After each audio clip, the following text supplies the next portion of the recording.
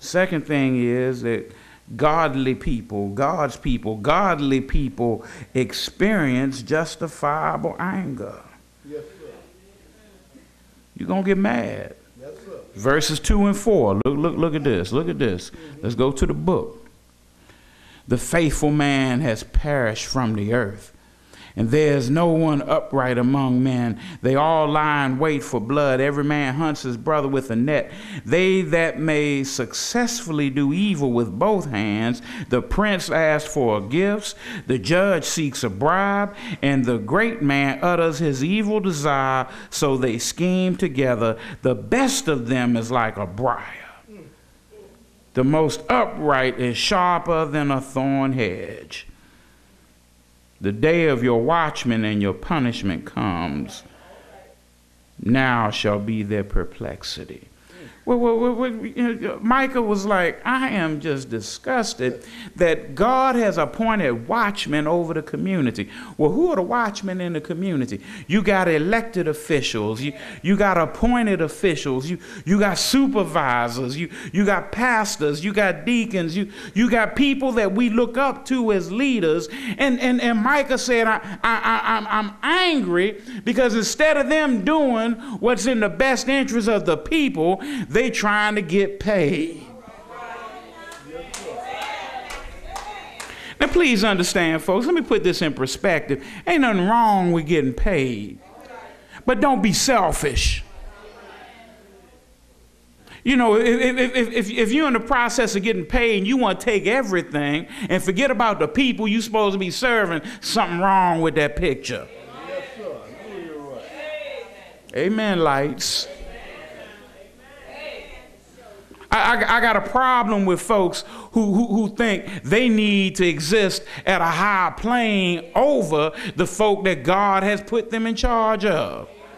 Can we talk? I personally got a problem if I roll up in a church parking lot and the pastor driving a Bentley and everybody else driving hoopty-mobiles. Something wrong with that picture. Amen, lights. Of course, the corollary of that situation is true too. Everybody else driving a Bentley and the pastor driving a hoopty-mobile. Something wrong with that picture. Yes. Micah was upset because you had judges who were taking bribes.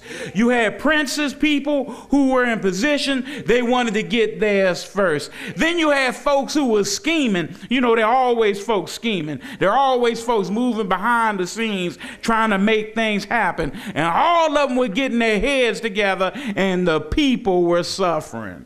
That's right, Doc. That's right. It sounds familiar. You know, when you see a situation like that, please understand, you ought to get mad. Something wrong with you if you don't get angry. Instead, some of us don't get angry. We try to figure out how we going to get paid. They getting theirs, I need to get mine. See, justifiable anger comes as a result of seeing extreme selfishness. Justifiable anger comes from seeing masters of deceit. Justifiable anger comes from seeing the moral corruption of the people. You ought to be mad when folk ain't right. You know, and too long we have tolerated. Instead of holding people accountable, instead of saying, no, I don't think I'm going to vote for you. You know, we just look the other way and we just prop them up. Well, you know, that's the way things is. It don't have to be. All right. Godly people experience great disappointment. Godly people experience justifiable anger. Godly people experience deep depression. Wait a minute now, but y'all hold that thought. I know somebody thinking how godly folk get depressed. Oh, it can happen. Verse 5, do not trust in a friend. Do not put your confidence in a companion. Guard the doors of your mouth from her who lies in your bosom. For son dishonors father, daughter rises against her mother, daughter-in-law against her mother-in-law. A man's enemies are the men of his own household.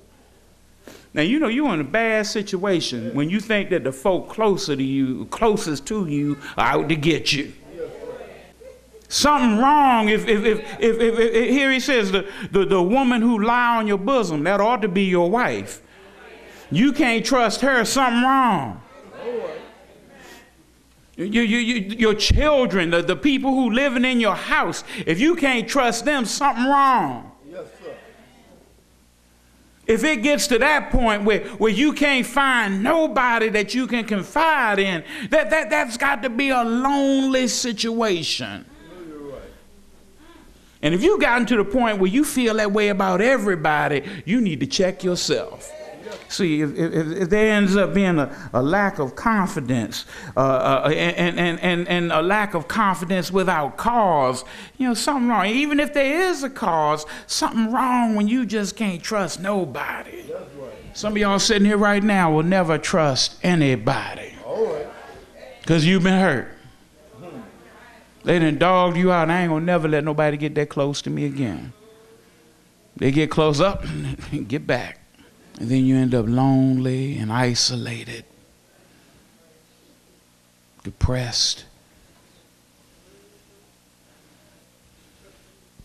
Some folk even change churches when they get in that situation. And then they get to other place and it ain't long, they ain't trusting nobody over there either. And you know what they say when they hop from church to church to church to church? They ain't right.